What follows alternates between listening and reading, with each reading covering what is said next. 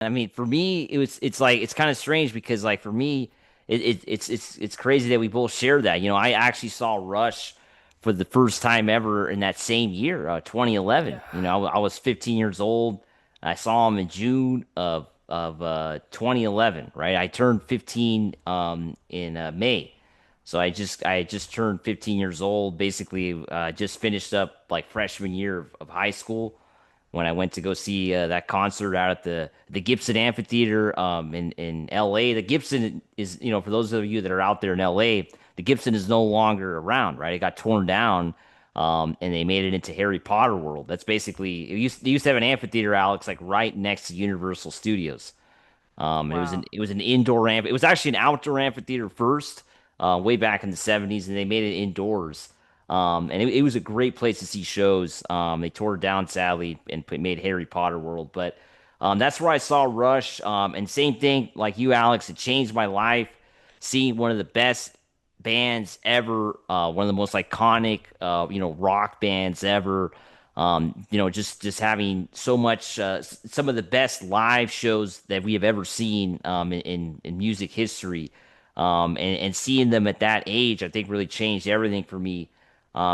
Because yeah, I mean, it's like as a kid, you don't really, I think you're not sure what you're expecting, right? You're like, for me, it was like Rush going into that concert was already one of my favorite bands. Especially, I was really excited that night because they were going to play the entire Moving Pictures album, right?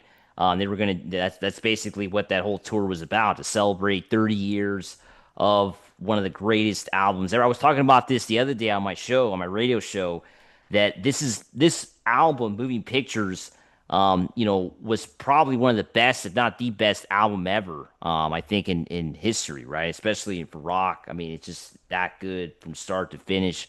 So to get a chance to see that get performed live, the band had never done it from front to back in their career. It was the first tour they'd ever done it.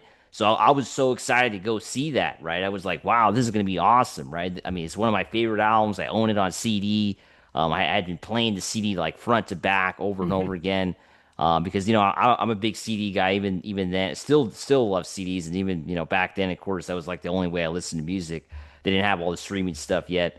So yeah, I mean, it was like, yeah, I was just listening to it all the time, and it was just so excited to see the band finally, play it, and then just the whole 3 hours, like you're saying, was just incredible, and just being there was yeah, I think it changed everything for me.